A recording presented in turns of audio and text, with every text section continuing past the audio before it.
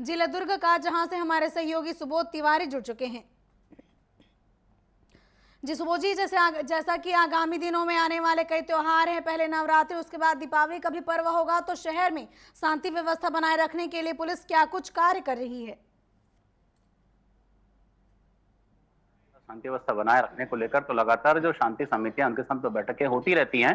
साथ ही सभी थाना और चौकी प्रभारियों के साथ अधिकारी लेवल की बैठक होती है, जिसमें तमाम तरह के व्यवस्थाओं को लेकर, खासकर अगर ट्रैफिक की बात हो और बाजार में होने वाली भीड़ को लेकर बात हो, इसी जी। दौरान होने वाली उठाईगिरी के अपराधों की बात हो, वारदातों की बात हो, और लगातार शांति व्यवस्था बनाए रखने को लेकर पुलिस प्रयासरत रहती है। फिलहाल अभी तक तो पुलिस ने कोई दिशा निर्देश जारी नहीं किए हैं, लेकिन बहुत जल्द इन सभी पर्वों और त्योहारों को लेकर एक बड़ी बैठक का आयोजन दुर्ग पुलिस के द्वारा किया जाएगा, जिसमें इस तरह के तमाम सुरक्षा व्यवस्था को लेकर निर्णय लिए जाएंगे।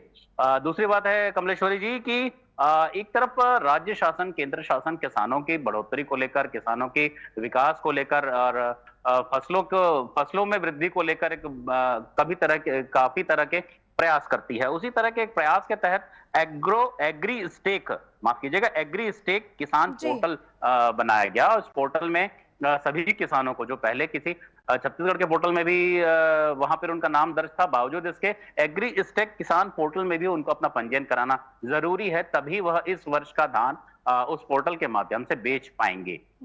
इस तरह की एक जो जानकारी सामने है, उसके बाद एक ऐसी जानकारी दुर्ग जिले से सामने आ रही है कि बोरीगारका से अलग हुए करगाडीह नामक राजस्व गांव का नाम तो जरूर दिखता है एग्रीस्टेक में, मगर जब जैसे ही वहां के खेतों के खसरा नंबर को डाला जाता है तो वह शून्य हो जाता है, वहां पर कुछ भी नहीं दिखाई देता।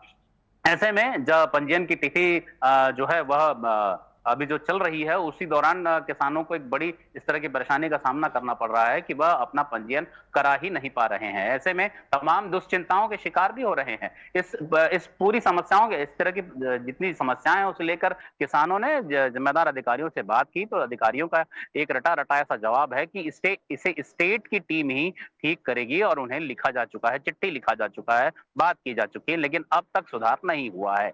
अब इसके बाद बात आती है एग्रीस्टिक के बाद कि हर बार जिस तरीके से समर्थन मूल्य में धान बेचने को लेकर है, तो ऐसे में अगर किसान ही का पंजीयन ही नहीं होगा तो समर्थन मूल्य में धान आखिर बेचेगा कैसे, एक बड़ा सवाल है। एक और बड़ी खबर है, 17 करोड़ की लागत से नगर पालिका निगम दुर्ग के द्वारा 5 नए एसएलआरएम सेंटर बनाए जाएंगे और पुराने 9 एसएलआरएम सेंटर को अपग्रेड किया जाएगा 17 करोड़ की लागत से लगभग। ऐसा निगम प्रशासन का दावा है कि इस तरह के कार्य से लोगों को जो से बदबू का शिकार होना पड़ता है या जगह जगह कचरा फैला पसरा दिखता है, तो उससे निजात मिल जाएगी। मगर एक बड़ी बात है कि 130 टन कचरा निकलने वाले दुर्ग शहर के लिए क्या मात्र इस 5 नए एसएलआरएम सेंटर से उन्हें लोगों को मुक्ति मिल जाएगी? दूसरी एक बड़ी बात और सामने आ रही है, जिसमें कि बताया जा रहा है अभी तो फिलहाल 10 अलार्म सेंटर हैं, जिसमें कि एक सेंटर बंद है।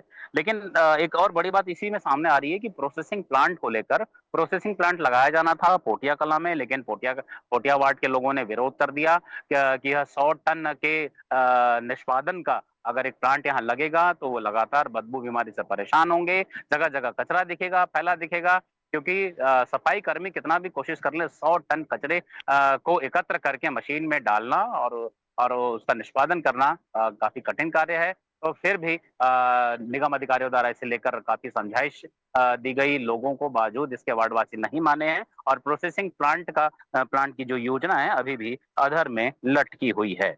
अब एक बात और है, डिजिटल युग, पहले आधुनिक युग था, मॉडर्न जमाने की बात कही जाती थी, अब डिजिटल युग आ गया है। तो डिजिटल युग में तरह तरह की चीजें भी सामने आ रही हैं। अगर पैसा निकालने के बारे में बात करें तो ऑल टाइम ट्रेलर मशीन से हम पैसा निकाल लेते हैं एटीएम कार्ड के थ्रू। अब एक डिजिटल क्रांति के तहत 3 ऐसी नई मशीनें एटीएम के माफिक अहिवारा विधानसभा क्षेत्र में, अहिवारा गांव, मेडेसर और बिलायतीन के स्वास्थ्य केंद्र में ये एक ऐसी मशीनें लगाई जा रही हैं जो एआई आधारित होंगी, और वहां पर पेशेंट का बिना डॉक्टर, बिना किसी मेडिकल कर्मी के बीपी, शुगर और उसके ब्लड का ऑक्सीजन लेवल उसे पता चल जाएगा और उस मशीन में उसका रिकॉर्ड भी रखा जाएगा। हालांकि अहिवारा विधायक के द्वारा 50 लाख की लागत की इस मशीनों के लिए स्वीकृति दे दी गई है, अपने विधायक निधि से खर्च करेंगे, तो एक अच्छी सौगात होगी ग्रामीण क्षेत्रों में, हालाँकि शहर में अभी इन मशीनों को लगने में काफ़ी समय लग सकता है, लेकिन ग्रामीण क्षेत्रों में इस तरह की 3 मशीनों के लगने से जो ग्राम क्षेत्र के मरीज़ हैं, उन्हें अच्छी सुविधा मिल सकती है।